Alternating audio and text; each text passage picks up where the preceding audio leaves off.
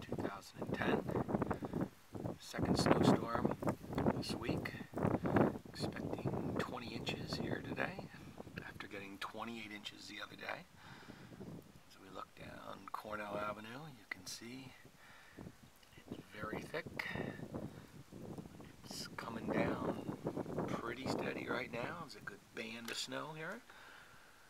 And it's awfully quiet out there. Nobody's out really. Just a couple of cars. All the highways are closed. Schools are closed. Just got a phone call that school's going to be closed already tomorrow. So it's pretty nasty out there. Just want to document a little bit of this stuff.